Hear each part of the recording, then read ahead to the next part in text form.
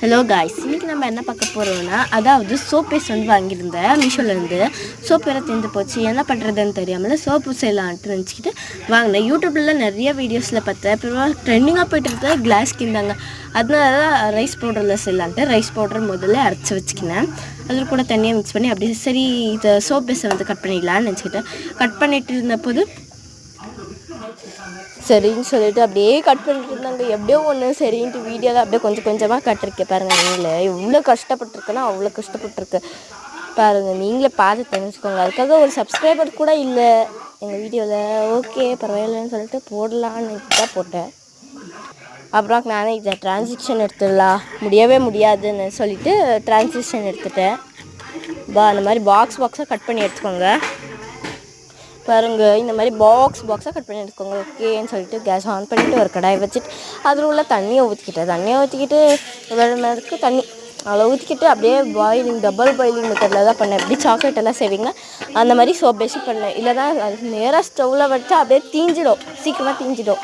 So அதனால தான் நான் டபுள் பாயிலிங் மெத்தடில் தான் செஞ்சேன். எனக்கு அது ப்ரொனவுன்சியேஷனே வர மாட்டேங்குது பாருங்கள். இந்த மாதிரி நல்லா கொதிக்கணும். கொச்சிங்கன்னா டக்குன்னு ஆகிடும்.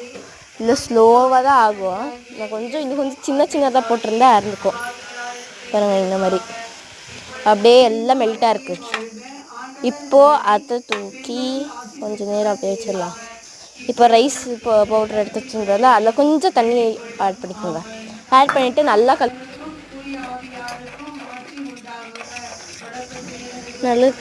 கலக்கி ஆகிட்ட பிறகு பாருங்கள். அது ஒரு மாதிரி க்ரீமி கன்சிஸ்டன்சியில் இருக்கணும். அதை தூக்கி அந்த சோப் பேஸ்டில் போட்டு அப்படியே நல்லா கலந்து வச்சுக்கோங்க. என் தங்கச்சி வேறு பக்கத்தில் நிற்கிட்டு சேட்டை பண்ணுறா. நான் ஒரு கையில் எப்படி தான் பண்ணுறது, அது வேறு சுற்றுது அந்த பவுல். எனக்கே ஒரு மாதிரி கோவம் ஆயிடுச்சு. ஓகே அத்தையும் கொஞ்சம் பாஸ் பண்ணி பண்ணலான்ட்டு பாஸ் பண்ணிட்டு இருந்தேன் பாருங்கள். இப்போ மறுபடியும் அது கட்டி ஆகிடுச்சு. ஸோ ரைஸ் பவுடர்னால சீக்கிரமாக கட்டி ஆகிடும்.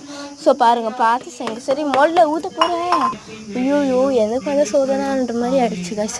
என்ன பண்ணுறதுன்னு தெரியல. ஏன் பாயில் பண்ணி டபுள் பாயிலிங் மெத்தடில் அத்தையை தூக்கி டபுள் பாயிலிங் ஊற்றுனேன். ஆனால் அது செய்யறதுக்குறதால எனக்கு அவ்வளோவா தெரில. ஓகேன்ட்டு ஒர்க் ஷாப் தானே, எனக்கு தானே சொல்லிட்டு செஞ்சுட்டேன் பாருங்கள். பவுல் அப்படியே சீக்கிரம் அப்படியே இருக்கு பாருங்கள்.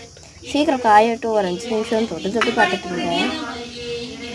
ஏன்னா நிறைய சோப் செஞ்சுருக்கேன் பாருங்கள். அப்படியே உங்களுக்காக காமிக்கிறக்கு போகும்போது கையிலே ஊற்றிக்கிட்டேன். நான் சரி நீங்கள் கத்தாங்க முடியல, எல்லாம் சொல்லாமல் முடியல சரின்ட்டு அப்படியே ஊற்றிட்டேன். அப்படியே கையை வாஷ் பண்ணிவிட்டு